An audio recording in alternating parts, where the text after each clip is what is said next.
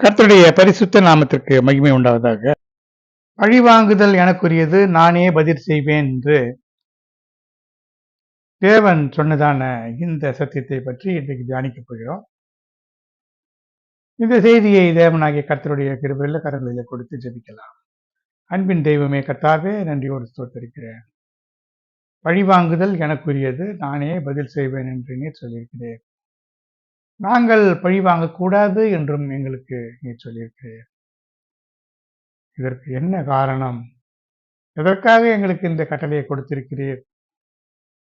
நீர் எங்கள் மேலே இரக்கமுள்ளவராக இருந்து எங்களுக்காக யுத்தம் பண்ணுகிறவராக, எங்களுக்காக எங்களுடைய இரத்தப் பழிகளை நீர் வாங்குகிறவராக இருக்கிறீரே. நீர் எவ்வளவு அன்புள்ள தேவன்! இந்த சத்தியங்களை எங்களுக்கு வெளிப்படுத்தி தாரும். உம்முடைய மேன்மையான நாமத்தை மகிமைப்படுத்திக் கொள்ளும். இயேசுவின் இன்ப நாமத்தில் வேண்டுகிறேன், ஜீவனுடன் நல்ல பிதாவே, ஆமென். கர்த்தருடைய பரிசுத்த நாமத்திற்கு மகிமை உண்டாவதாக. கர்த்தர் சொல்லியிருக்கிறது என்னவென்று சொன்னால், மனிதர்களை பழிவாங்கக்கூடாது, நிந்திக்கக்கூடாது, விரோதிக்கக்கூடாது. அதிலும் சகோதரனை உன் மனதிலும் பகையாதிருப்பாயாக. நிந்திக்காமல் இருக்க வேண்டும். தேவனை நிந்திக்கக்கூடாது, ராஜாவை நிந்திக்கக்கூடாது, பெற்றோரை நிந்திக்கக்கூடாது. இதெல்லாம் கொலைபாதகம். சகோதரனை நிந்திக்கிறவன் தண்டனைக்கு, நியாய தீர்ப்புக்கு ஏதுவாக இருப்பான். விரோதிக்கிறவன் மனுஷ கொலைபாதகன் என்று சொல்லப்பட்டிருக்கிறது. ஆனால் இப்படி அவர் சொன்னதற்கு காரணம் என்ன? ஆனால் உனக்கு பதிலாக நான் பழி வாங்குவேன், நீ பழி வாங்கக்கூடாது என்று ஏன் சொன்னார் என்பதை இப்போது நாம் தியானிக்கப் போகிறோம். ஏன் நாம் பழி வாங்கக்கூடாது என்று பார்த்தா, மாம்சத்தை அதன் உயிராகிய இரத்தத்தோடு புசிக்க வேண்டாம் என்று ஒரு பிரமாணம் நமக்கு ஆதியாகமம் 9ஆம் அதிகாரம் 4ஆம் வசனத்தில் சொல்லப்பட்டிருக்கிறது. மாம்சத்தின் உயிர் இரத்தத்திலே இருக்கிறது என்பது வசனம் கூறுகிறது. அப்படியானால் ஒவ்வொரு மனிதனுடைய உயிரும் இரத்தத்திலே தான் இருக்கிறது. இரத்தம் தான் மிக முக்கியமானது. அந்த இரத்தத்திலே தான் உயிர் இருக்கிறது. இந்த இரத்தத்தின் வழியாகத்தான் மனிதனுடைய பிறப்பு தொடர்கிறது. அதனாலே மனிதனுடைய பாவ புண்ணியங்களும் இந்த இரத்தத்தின் மூலமாக சந்ததிக்கு போகிறது. அதனாலே தான் இரத்தத்தின் பழி என்று சொல்லப்படுகிறது. இரத்தப்பழி. இரத்தப்பழி தொடர்ந்து போகிறது. ஒரு மனிதனுடைய பாவங்களும் கூட அவனுடைய 3வது 4வது தலைமுறை வரைக்கும் விசாரிக்கப்படுவதற்கு காரணம் இந்த இரத்தப்பழி தான். இந்த இரத்தத்தின் மூலமாகத்தான் இந்த பாவங்கள் தொடர்கிறது. அதனால தான் தாவீது சொன்னான், நான் துர்குணத்திலே உருவானேன், என் தாய் என்னை பாவத்தில் கர்ப்பந்தரித்தார். அதனாலே தான் இந்த நியாய தீர்ப்புகளை தேவன் தான் செய்யக்கூடும், நாம் செய்யக்கூடாது. அதற்கு இன்னொரு காரணம் என்னவென்று சொன்னால், மாம்சத்தை இரத்தத்தோடு புசித்தால் இரத்தத்திலே இருக்கிற உயிரையும் சேர்த்து புசிக்கிற மாதிரி ஆகாது, கொலைபாதகம்.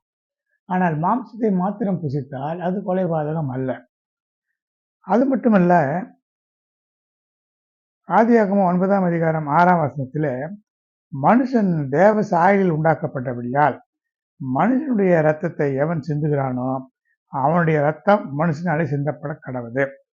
இதுதான் அவனுக்குரிய தண்டனை. ஏனென்றால் இந்த உலகத்திலேயே படைப்புகளிலேயே மனுஷன் மாத்திரம்தான் தேவனை போல படைக்கப்பட்டிருக்கிறான். அப்படியானால் மனுஷனுடைய இரத்தத்தை சிந்தினா அது தேவ கோபாக்கினைக்கு உண்டானது. தேவனை அது குற்றப்படுத்துகிறதாகவோ அல்லது அவமதிக்கிறதாகவோ இருக்கும். ஏனென்றால் அந்த இரத்தத்தை எல்லாம் உண்டாக்கினவர் தேவன். இரத்தத்தை உண்டு பண்ணுகிறவர் தேவன். அதனாலே அப்படி ஒரு மனுஷனுடைய இரத்தத்தை சிந்தினால், யார் அந்த இரத்தத்தை சிந்துகிறானோ அவனுடைய இரத்தம் சிந்தப்பட வேண்டும். அப்பொழுதுதான் இந்த பூமியில சிந்தப்பட்ட இரத்தம், அந்த இரத்தப்பழி நீங்கும். இல்லை என்றால் இந்த பூமி சபிக்கப்பட்டு போகும், அது தன் பலனை கொடாது. இது நாம் இதிலே இருந்து அறிந்து கொள்ளலாம் என்று சொன்னால், உங்களுக்கு உயிராக இருக்கிற உங்கள் இரத்தத்துக்காக பழி வாங்குவேன். சகல ஜீவ ஜந்துகளிடத்திலும் மனுஷனிடத்திலும் பழி வாங்குவேன். மனுஷனுடைய உயிருக்காக அவனவன் சகோதரனிடத்திலே பழி வாங்குவேன். மனுஷனுடைய உயிர் சிந்தப்படும் பொழுது, ரத்தம் சிந்தப்படும் போது, உயிர் பிரியும் பொழுது, அந்த மனிதனுடைய சகோதரனிடத்திலே அதை பழி வாங்குவேன் என்று சொல்லுகிறார். கர்த்தருடைய பரிசுத்த நாமத்திற்கு மகிமை உண்டாவதாக. கர்த்தர் அப்படி சொல்லுகிறதற்கு காரணம், ஒரு மனிதன் சிந்தின ரத்தம், அது அந்த பாவம் நீங்க வேண்டுமானால் சிந்தப்பட்ட இரத்தத்திற்கு பிராயச்சித்தமாக யார் ரத்தம் சிந்தினானோ அவனுடைய ரத்தம் சிந்தப்பட வேண்டும். இதுதான் பழைய ஏற்பாட்டு காலத்திலே இருந்ததான ஒரு நியாய தீர்ப்பில் பலவிதமான நியாய தீர்ப்புகள், பல்லுக்கு பல், கண்ணுக்கு கண், இப்படித்தான் கல்லிருந்து கொலை செய்வார்கள். ஏனென்றால் அந்த இரத்தப்பழி இந்த பூமியிலே சிந்தப்பட்ட அந்த இரத்தப்பழியானது அந்த பூமி அதனாலே சபிக்கப்பட்டு போகுமா.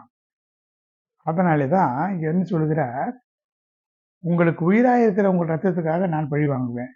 சகல ஜீவ ஜந்துகளிடத்திலும் மனுஷனிடத்திலும் பழி வாங்குவேன். மனுஷனுடைய உயிருக்காக அவனுடைய சகோதரனிடத்திலே பழி வாங்குவேன். ஏன் அப்படி சகோதரனிடத்திலே பழி வாங்குவேன் என்று சொல்கிறார் என்றால்,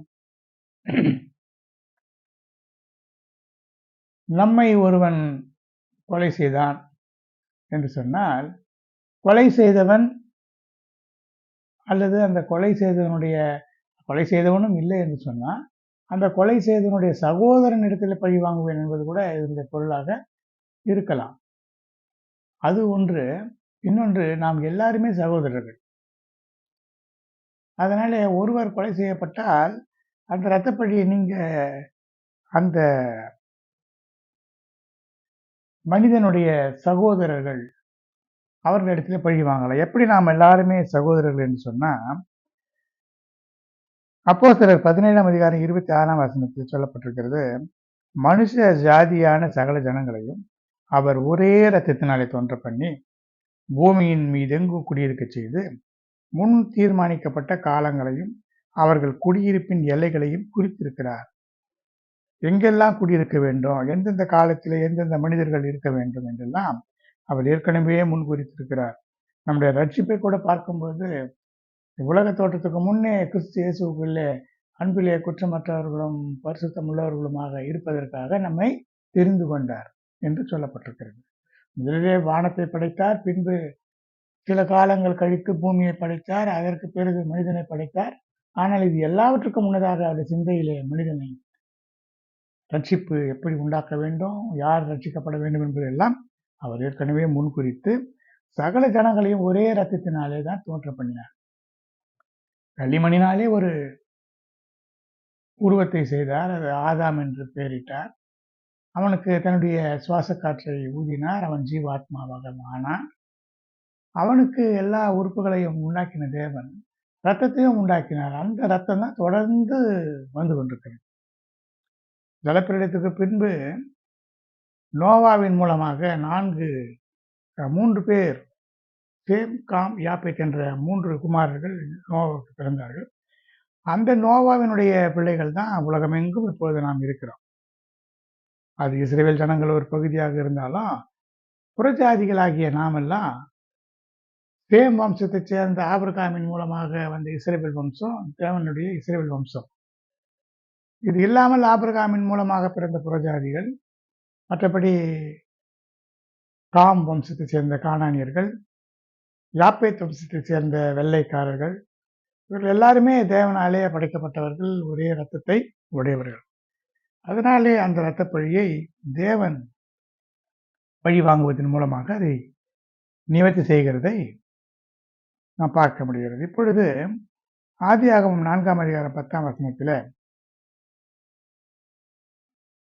என்ன நடக்கிறது என்று பார்த்தா, காயின் ஆபேல் விஷயத்தில் ஆபேலை காயின் கொன்று விட்டான். அதனாலே உன் சகோதரனுடைய ரத்தத்தின் சத்தம் பூமியிலிருந்து என்னை நோக்கி கூப்பிடுகிறது. இப்பொழுது உன் சகோதரனுடைய ரத்தத்தை உன் கையிலே வாங்கிக் கொள்ள தன் வாயை திறந்த இந்த பூமியிலே நீ சபிக்கப்பட்டிருப்பாய். அது தன் பலனை கொடாது, நீ பூமியிலே நிலையற்று அலைகிறவனாய் இருப்பாய் என்று சொல்லிவிட்டார். அப்படியானால் சிந்தப்பட்ட ரத்தம் தேவனை நோக்கி கூப்பிடுகிறது தான். அது அப்பொழுது மாத்திரம் கூப்பிடவில்லை பிரியமானவர்களே, இன்றைக்கு வரைக்கும் கூப்பிட்டுக் கொண்டிருக்கிறது. அது எப்படி என்று சொன்னால், வெளிப்படுத்தின விசேஷம்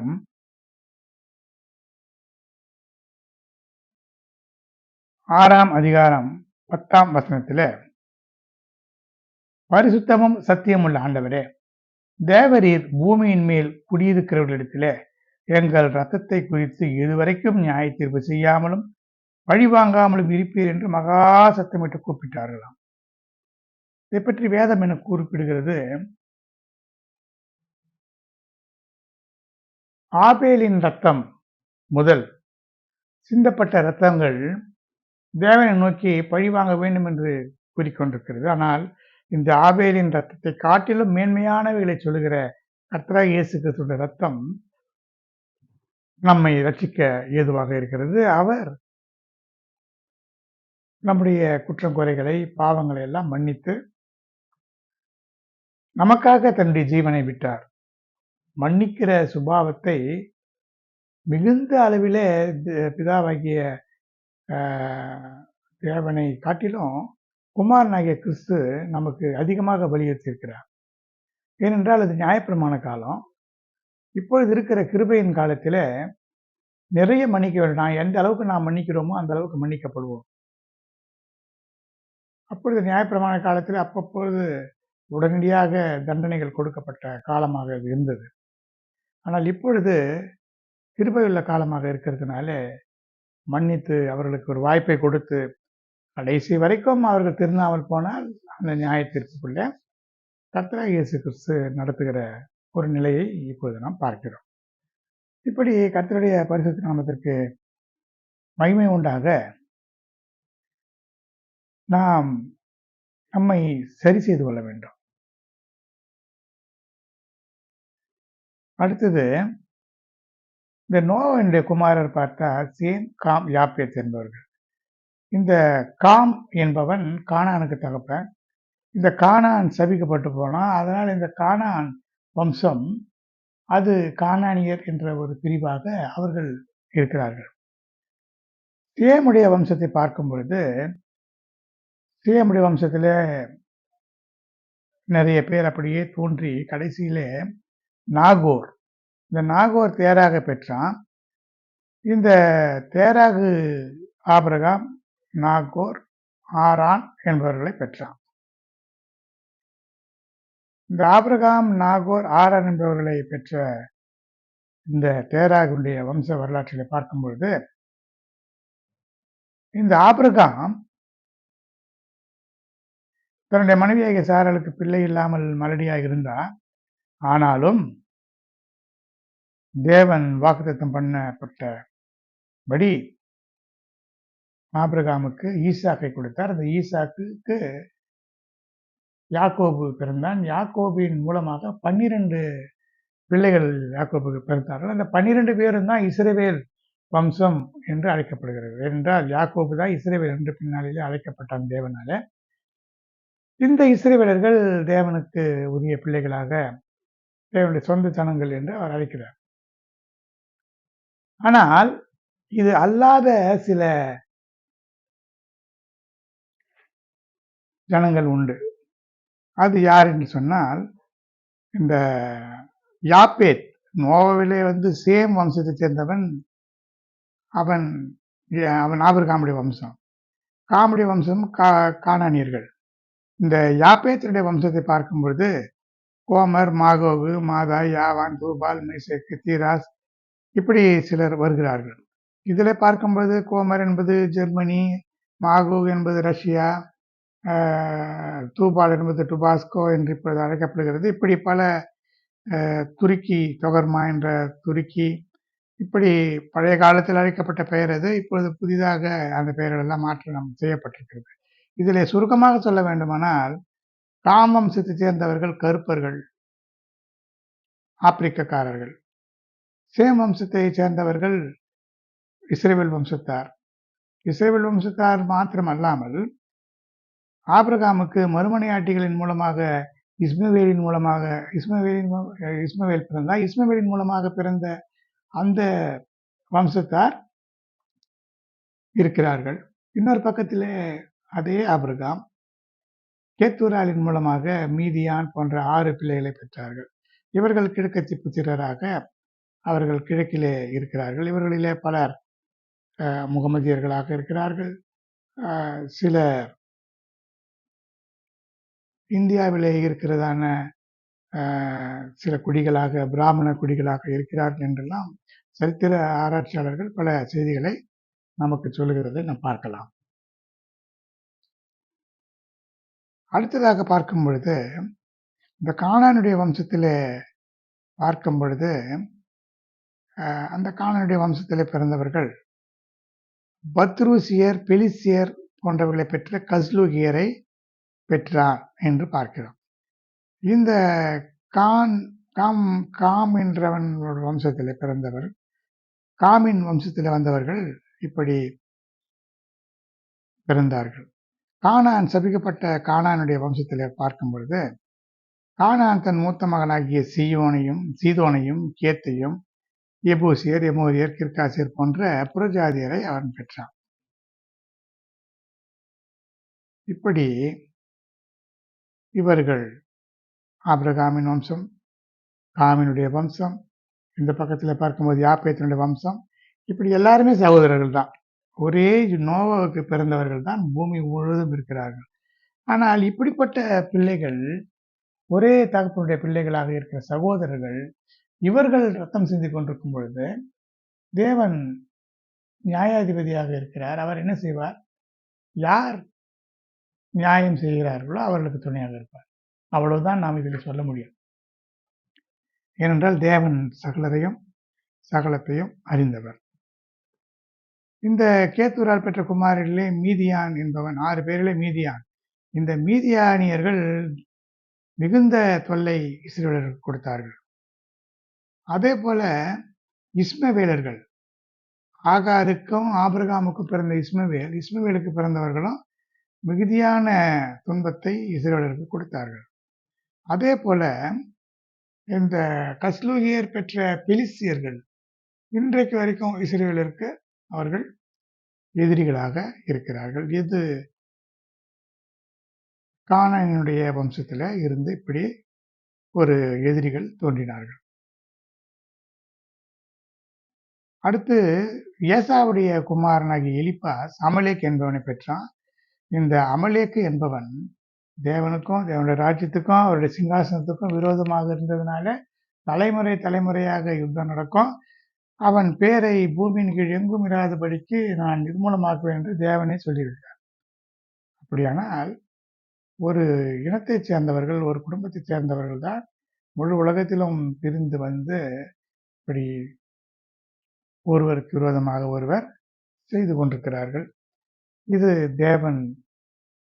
தேவனுடைய நியாய தீர்ப்பிலே இது அடங்கும். அதை அவர் பார்த்துக் கொள்கிறார். ஏனென்றால் பழிவாங்குதல் எனக்குரியது, நீங்கள் செய்யக்கூடாது, நான் தான் செய்வேன் என்றால் அந்த ரத்தத்துக்கு நமக்கு சம்மந்தம் இல்லை. தகப்பனையே நிந்திக்க கூடாது என்று சொன்னால் நம்முடைய உடலிலே ஓடுகின்ற ரத்தத்துக்கு உரிமையாளர் அந்த தகப்பன். அவரை நிந்திக்கிறதும் நம்மை நிந்தித்துக் கொள்கிறதும் ஒன்றுதான். சகோதரனை பகைத்தால் நம்மையே பகைக்கிறது போலத்தான் நாம் நம்மை எப்படி நேசிக்கிறோமோ அப்படித்தான் மற்றவர்களை நேசிக்க வேண்டும் என்பது தேவனுடைய ஒழுங்கு.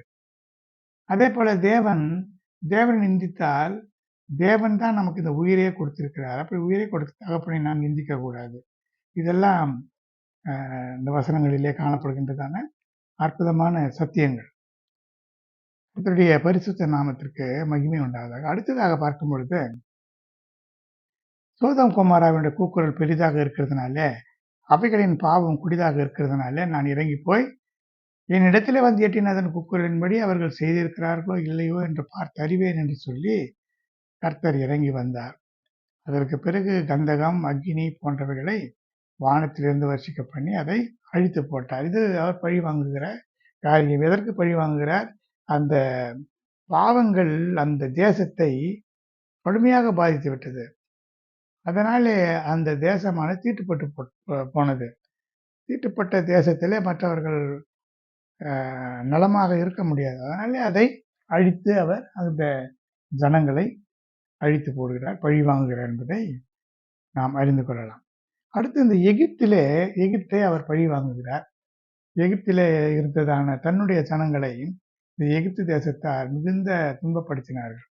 இந்த எகிப்து தேசத்தார் என்று சொல்லும் பொழுது, எகிப்திலே அப்பொழுது இருந்தவர்கள் ஏறக்குறைய காமின் வம்சத்தை சேர்ந்தவர்கள். ஏனென்றால் கானான் என்பது இப்போது இருக்கிற எருசலேம். அந்த எருசலேமுக்கு அடுத்து மிக பக்கத்தில் இருக்கிற தேசம்தான் எகிப்து. இந்த எகிப்து கானானிலே பஞ்சம் வந்தால் எகிப்துக்கு ஓடி போவார்கள். ஏனென்றால் எகிப்து கொஞ்சம் வளமான பகுதியாக இருந்ததாக வேதத்திலிருந்து நாம் அறிந்து கொள்கிறோம். எகிப்து, எத்தியோப்பியா என்ற இடங்களிலே இந்த ஆப்பிரிக்காவில் இருக்கிற பழங்குடியினர்கள், இப்பொழுது இருக்கிற அந்த ஆப்பிரிக்க பழங்குடியினர்கள் அங்கே இருந்திருக்கிறார்கள். அது மட்டுமல்ல, இந்த கானான், தவிர்க்கப்பட்ட கானான், இவர்கள் கானான் தேசத்திலே அந்த இப்பொழுது இருக்கிற எருசலேமுடைய சில பகுதிகளிலே இருந்தார்கள். பிறகு அவர்கள் அந்த இடத்துல இருந்து கீழ் திசையிலே துரத்தப்பட்டு விட்டார்கள். ஆனால் காமினுடைய வம்சத்தைச் சேர்ந்தவர்கள் அங்கே இருந்ததாக நாம் பார்க்கிறோம். சங்கீதம் 106 அதிகாரம் 21 வசனத்திலே, எகிப்திலே பெரிய கிரியைகளையும் காமின் தேசத்திலே அதிசயங்களையும் சிவந்த சமுத்திர தண்டையிலே பயங்கரமானவைகளையும் செய்தவராகிய தேவன்.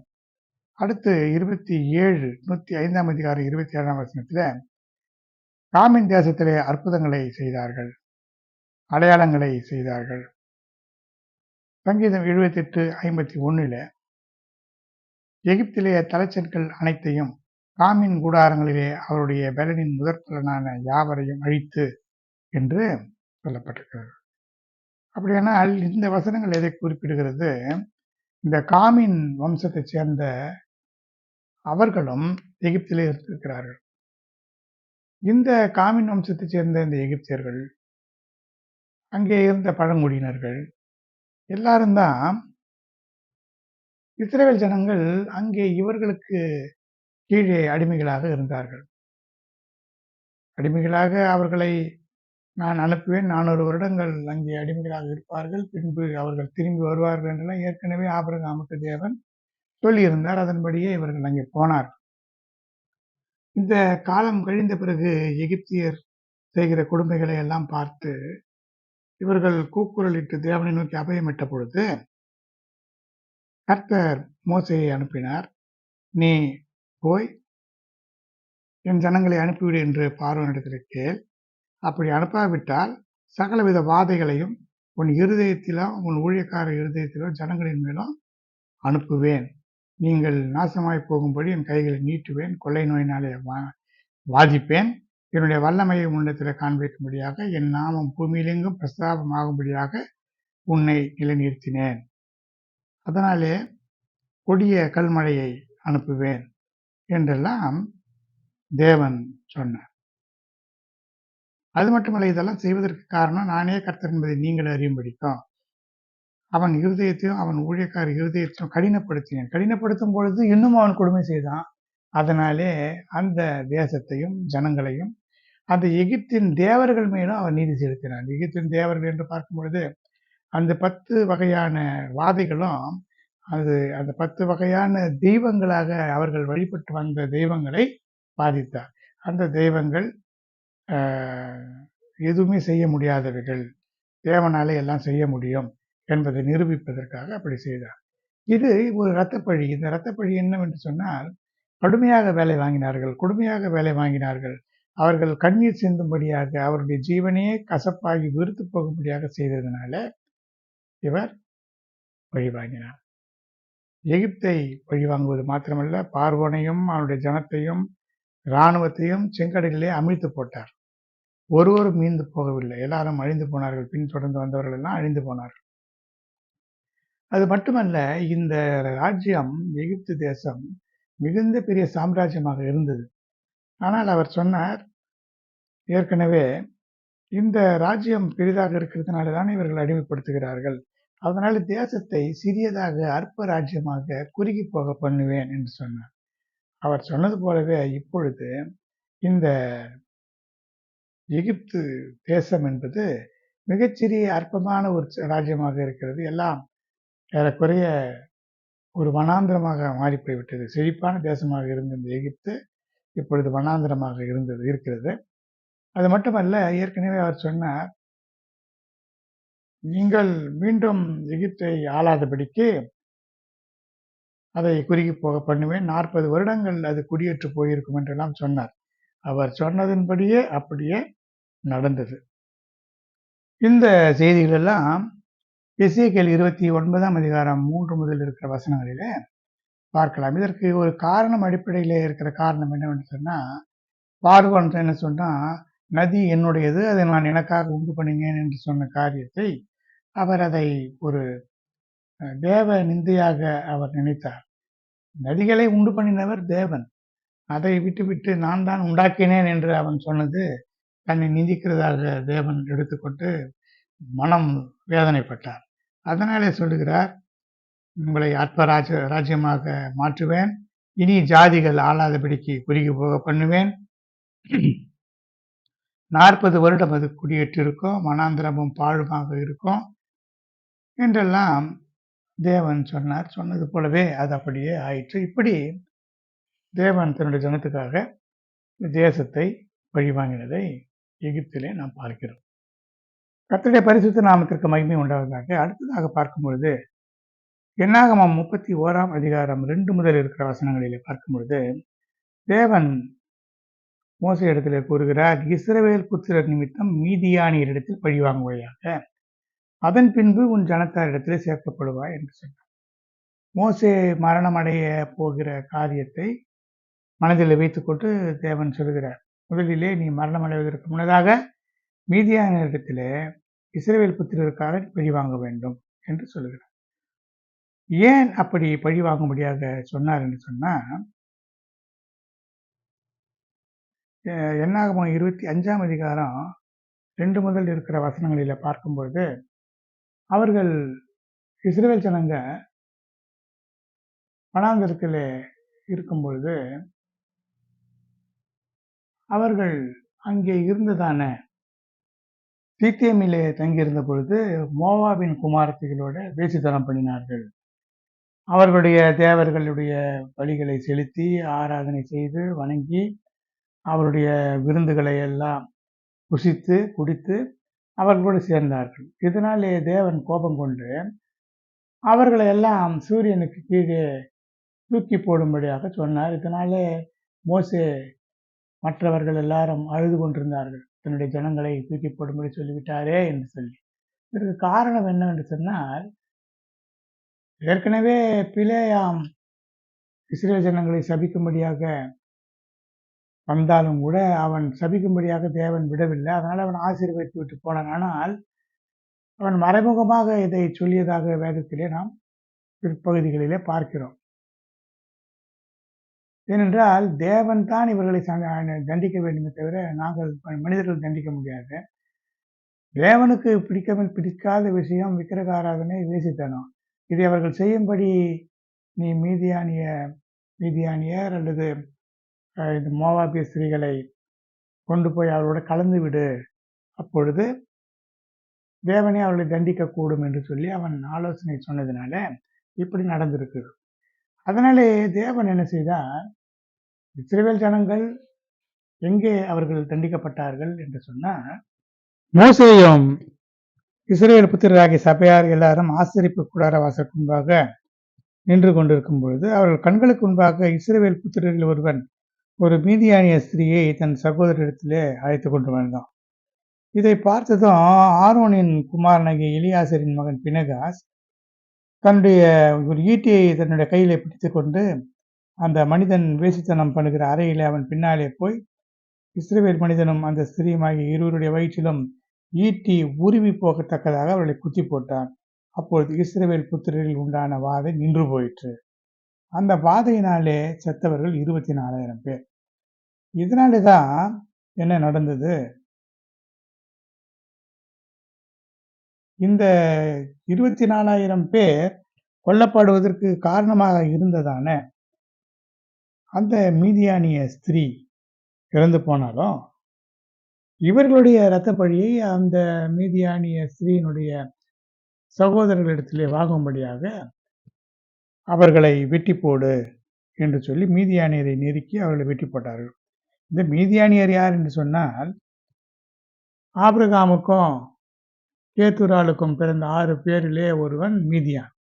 இந்த மீதியானியர்கள் இஸ்ரவேலுடைய விளைச்சலை கெடுப்பதிலும் இப்படிப்பட்ட காரியங்களை செய்வதிலும் அவர்களுக்கு தொல்லை கொடுத்து கொண்டு வந்தார்கள்.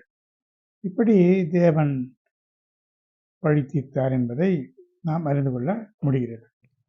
அடுத்ததாக எசேக்கியேல் 26ஆம் அதிகாரம் 2ஆம் வசனத்தில் பார்க்கும்போது, தீரு தேசம் எருசலேமுக்கு விரோதமாக பேசிய காரியத்தை தேவன் கேட்டார். என்னவா, இந்த தீரு பட்டணம், சீதோன் பட்டணம் என்பதெல்லாம் கானானுடைய மூத்த குமாரனாகிய சீதோன், இவனுடைய பட்டணம் தான் இது. இந்த கானான் என்ற வம்சம் கானானியர்கள். இவர்கள் இஸ்ரவேல் வம்சத்துக்கு சகோதர முறைமையின்படி உள்ளவர்கள் தானே. ஆனால் அவர்கள் என்ன சொன்னார்கள், ஒளிமுக வாசலில் இருந்த நகர் இடிக்கப்பட்டது, இனி என்னிடமாக எல்லாம் புரண்டு வரும், அது பாழாக்கப்பட்டிருக்க நான் நிரப்பப்படுவேன் என்று சொன்னது. இந்த தீரு பட்டணம் இப்படி நினைத்ததாக சொல்லப்படுகிறது. தீரு பட்டணம் நினைக்காது, பட்டணத்தில் இருக்கிற மனிதர்களோ அல்லது அந்த பட்டணத்தின் அதிபதியோ இப்படி நினைத்திருக்க கூடும். அப்பொழுது கர்த்தர் என்ன சொல்கிறார், தீருவே, இதோ நான் உனக்கு விரோதமாக வருகிறேன். சமுத்திரம் தன் அலைகளிலே எழும்பி வருகிற வண்ணமாக நான் அநேகம் ஜாதிகளை உனக்கு விரோதமாக எழும்பி வர பண்ணுவேன். உன்னுடைய மதில்களை இடித்து, கொத்தளங்களை இடித்து போட்டு, அதில் ஒரு மண்ணும் இராதபடிக்கு விலக்கி போட்டு வெறும் பாறையாக்கி விடுவேன். இதோ நான் நேபுகாத்நேச்சார் என்ற பாபிலோன் ராஜாவை உன்மேலே வரப்பண்ணுவேன். உன்னை அவர் வெறும் பாறையாக்கி விடுவான். வலைகளை விரிக்கிற ஸ்தலமாக இருப்பாய், இனி கட்டப்பட மாட்டாய் என்று தேவன் சொன்னார். அவர் சொன்னது போலவே அந்த தீரு பட்டணம் பிற்காலத்தில் இடிக்கப்பட்டு போனது. ஏன் அவர் அப்படி சொன்னார் என்று சொன்னால், தன்னுடைய சொந்த சகோதரர்களுக்கு விரோதமாக எருசலேம் தேவனுடைய ஆணையின்படி அது இடிக்கப்பட்டது. அது இடிக்கப்படுவதற்கு காரணம் அவருடைய பாவம் மாத்திரமல்ல, அந்த எருசலேம்ல இருந்ததான தேவாலயம் தீட்டுப்பட்டது. அதிலே தேவையில்லாத விக்கிரகங்கள், அருவருப்புகள் இதெல்லாம் கொண்டு வந்து வைத்தார்கள். அதனாலே அந்த ஆலயம், தீட்டுப்பட்ட ஆலயத்தை இடிக்க வேண்டும் என்பது தேவனுடைய சித்தமாக இருந்தது. அதனாலே தான் அதை இடிக்க அவர் அனுமதித்தார். ஆனால் இதை பற்றி கவலைப்படாதபடிக்கு மகிழ்ச்சி அடைந்த சகோதரர்களை தேவன் தண்டித்தார், பழிவாங்கினார். இது ஒரு செய்தியாக இருக்கிறது. அடுத்ததாக, என் சத்துருக்களிடத்திலே, என்னை பகைக்கிற என் சத்துருக்களிடத்திலே, என்னை பகைக்கிறவர்களுக்கு பதிலளிப்பேன். சத்துருக்களிடத்திலே பழி வாங்குவேன். அந்நிய தேவர்களாலே எரிச்சலை மூட்டினார்கள், அருவருப்பானதினாலே கோபப்படுத்தினார்கள். தேவனுக்கு பலியிடாமல் தாங்கள் அறியாதவைகளும் தங்கள் பிதாக்கள் பயப்படாத நூதனமாய் தோன்றிய புதிய தெய்வங்களாகிய பேய்களுக்கே பலியிட்டார்கள். இதனாலே நான் என் முகத்தை அவர்களுக்கு மறைப்பேன்.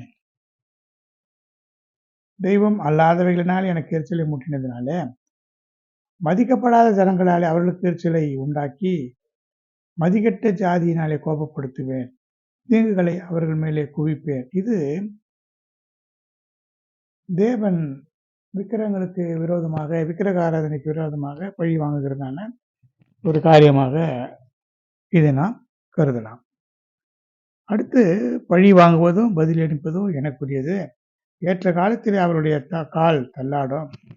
அவருடைய ஆபத்தினால் சமீபமாக இருக்கிறது. அவர்களுக்கு நேரிடும் காரியங்கள் தீவிரித்து வரும் என்று சொல்லி, பாபிலோனுக்கு விரோதமாக பெரிய ஜாதிகளை நான் எழும்பி வர பண்ணுவேன். ஏனென்றால் என் சுதந்திரத்தை கொள்ளையிட்டு நீங்கள் சந்தோஷித்தீர்களே, களி கூர்ந்தீர்களே. அதனாலே இப்பொழுது பாபிலோன் குடியேற்றதாக, பெரும் பாழாக, எல்லா பாதைகளின் நிமித்தம் பிரமித்து அதன் மேலே ஈசல் போடும்படியாக நான் செய்வேன் என்று சொல்லுகிறார். அதற்கு விரோதமாக ஆர்ப்பரியுங்கள், இது கர்த்தர் வாங்கும் பழி, அதனிடத்திலே பழி வாங்குங்கள். அந்த பாபிலோன் செய்தது போலவே அதற்கும் நீங்கள் செய்யுங்கள்.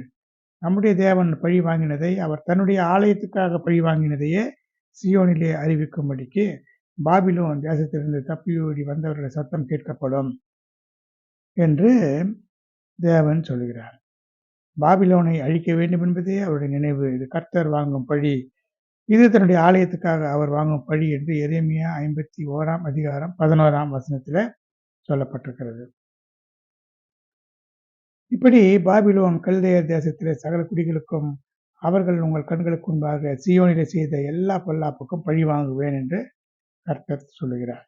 இது என்ன காரியம் என்று சொன்னால், பாபிலோன் ராஜாவாகிய நேபுகாத்நேச்சார் எருசலேமில் வந்து அதனுடைய நகரங்களை எல்லாம் சூறையாடி இடித்து ஆலயத்தை தகர்த்து அதில் இருக்கிறதான வெளியேறப்பெற்ற பொன் வெள்ளி பாத்திரங்களை எல்லாம் அவன் எடுத்து கொண்டு போனான். கர்த்தர் அனுமதித்தார், ஏனென்றால் அந்த ஆலயமானது தகர்க்கப்பட வேண்டும். ஆனால் தன்னுடைய ஜனத்தின் மேலே இருந்த கோபத்தினாலே அவர் அனுமதித்தார். இருந்தாலும் அதை செய்தவனுக்கு அவன் எப்படி செய்தானோ எருசலேமுக்கு, அதை போல அந்த பாபிலோனுக்கும் செய்தார். அந்த பாபிலோனுக்கு செய்ததை அவர் பழி வாங்கியதை இது கர்த்தருக்காக, கர்த்தர் ஆலயத்துக்காக, தன்னுடைய ஆலயத்துக்காக வாங்கும் பழி என்று சொல்லப்பட்டிருக்கிறது. இது மட்டுமல்ல பிரியமானவர்களே, இதில் ஒரு ஆவிக்குரிய ஒரு மேன்மையான சத்தியம் இருக்கிறது. நீங்களே தேவனுடைய ஆலயம் என்று அறியீர்களா? 1 கொரிந்தியர் 3ஆம் அதிகாரத்தில் நாம் இதை பார்க்கிறோம், 6ஆம் அதிகாரத்திலும் பார்க்கிறோம். நாம் தேவனுடைய ஆலயம், நாம் தேவனுடைய ஆலயமாக இருக்கும்போது தேவன் அதிலே நம்மிலே வாசம் என்கிறார். ஒருவன் தேவனுடைய ஆலயத்தை கெடுத்தால் தேவன் அவனை கெடுப்பார். தேவனுடைய ஆலயத்தை இடித்து அதை சூறையாடுகிறது மாத்திரம் பெரிய பாவம் அல்ல. நாம் தேவனுடைய ஆலயமாக இருக்கும்பொழுது நம்முடைய ஆலயத்தை நாம் கெடுத்தாலும் சரி, வேறு யாராவது விக்கிரக ஆராதனையாலோ வேசித்தனத்தினாலோ கெடுத்தாலோ தேவன் அவர்கள் நிச்சயமாக அழிப்பார். அவருடைய ஆலயமாகிய சரீரத்தை கெடுப்பார். இதை வெளிப்படுத்தின விசேஷத்திலே நாம் பார்க்கிறோம். இயேசபேல் என்கிறவள் தன்னை தீர்க்கதரிசி என்று சொல்லிக்கொண்டு வேசித்தனம் பண்ணவும், விக்கிரங்களுக்கு படைக்கப்பட்டவர்களை புசிக்கவும் அவள் கட்டளையிடுகிறாளே, உபதேசிக்கிறாளே, அதனாலே அவளை கட்டில் கிடையாக்கி போடுவேன். இப்படிப்பட்ட இயேசபேலின் ஆவி உடையவர்கள், விக்கிரக ஆராதனை, வேசித்தனம் செய்கிறவர்கள், அவர்களுக்குரிய தண்டனை என்னவென்று சொன்னால், அவர்கள் கடைசி நாட்களிலே கட்டில் கிடையாக்கி அந்த சரீரத்தை அவர் கெடுப்பார். படுத்த படுக்கையாக அவர்கள் இருக்கிறதை அவர் அனுமதிப்பார். இதுதான் தேவன் கொடுக்கிறதான ஒரு பழி வாங்குகிற நியாய தீர்ப்பாக இருக்கிறது.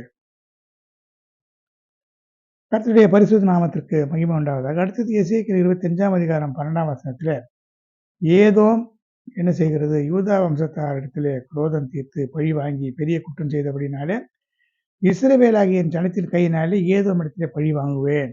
அவர்கள் என் கோபத்தின்படியே உக்கிரகத்தின்படியே ஏதோமுக்கு செய்வார்கள். அப்பொழுது நான் பழி வாங்குவது என்னது என்று அறிந்து கொள்வார்கள் என்று கர்த்தர் சொல்கிறார். இது என்னவென்று சொன்னால், ஏதோம் என்று சொன்னால் ஏதோமியர், ஏதோம் என்று சொல்பவன் ஏசா. இந்த ஏசா என்ன செய்கிறான்? யூதா ஜனங்களுக்கு விரோதமாக ஏதோமியர் பழி வாங்குகிறார்கள். ஏசாவும் யூதா தேசத்து ஜனங்களும் ஒருவர் தானே. ஏசா என்பவன் யாக்கோபுடைய ஏசா என்பவன் ஈசாக்குடைய குமாரன், மூத்த குமாரன். அடுத்து யாக்கோபு. யாக்கோபுடைய குமாரர்கள் தான் யூதர்கள், இஸ்ரவேல் வம்சத்தை சேர்ந்தவர்கள். ஆனால் இவர்கள் சகோதரராக இருந்தும் கூட இந்த ஏசாவின் வம்சத்தைச் சேர்ந்த ஏதோமியர் இஸ்ரவேலுக்கு விரோதமாக, யூதாவுக்கு விரோதமாக கிரியை செய்யும்போது சகோதரனுக்கு விரோதமாக எழும்பி வருகிறதுனாலே கர்த்தர் அவர்களை தண்டிக்கிறேன் என்று சொல்லுகிறார். அடுத்து எசேக்கியேல் 25ஆம் அதிகாரம் 15ஆம் வசனத்தில் பார்க்கும் பொழுது ஆண்டவர் உரைக்கிறது என்னவென்றால், பெலிஸ்தியர் குரோதக்காரராக இருந்து பழம்பகையால் கேடு செய்ய வேண்டும் என்று வர்மம் வைத்து பழி வாங்கினபடினாலே உக்கிரமான தண்டனைகளாலே அவர்களை குடிதாய் பழி வாங்குவேன். நான் அவர்களில் பழி வாங்கும்போது நான் கர்த்தர் என்று அறிந்து கொள்வார்கள் என்று அவர் சொல்கிறார். எசேக்கியேல் 25ஆம் அதிகாரம் 15 முதல் 17 வரை இருக்கிற வசனங்களில் நாம் பார்க்கலாம். இதுல பார்க்கும்பொழுது இந்த பெலிஸ்தியர் என்பவர்கள் யார் என்று சொன்னால், இவர்கள் காம் வம்சத்தை, கானானியர்கள், கானானை சேர்ந்தவர்கள் பெலிஸ்தியர்கள். இவர்கள் இஸ்ரேல் வம்சம் தன்னுடைய சொந்த வம்சம் தானே. இஸ்ரேல் வம்சம் என்பது காம் வம்சம் என்பது பெலிஸ்தராக இருந்தாலும் காம் வம்சத்தைச் சேர்ந்த கானானைச் சேர்ந்தவர்கள் பெலிஸ்தர்கள்.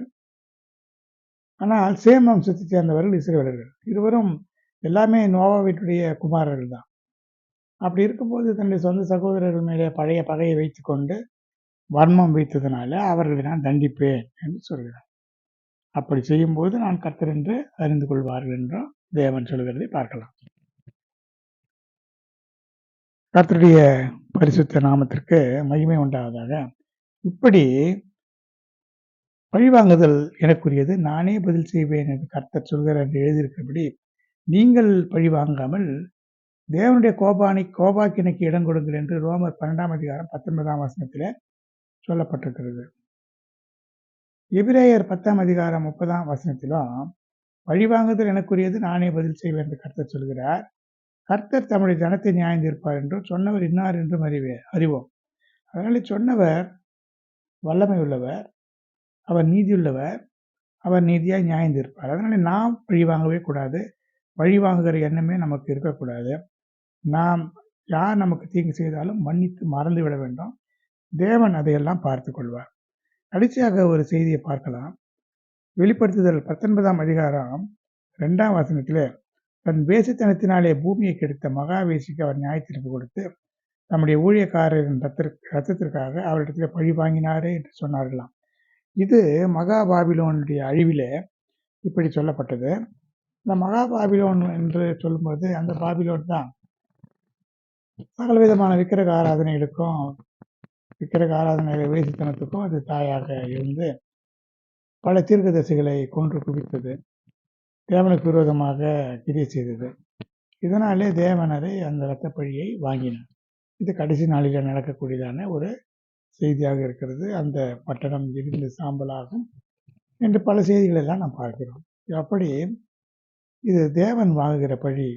தனக்காகவும் தன்னுடைய ஆலயத்துக்காகவும் தன்னுடைய நகரத்திற்காகவும் தன்னுடைய ஜனங்களுக்காகவும் தேவன் பழி வாங்குகிறார்.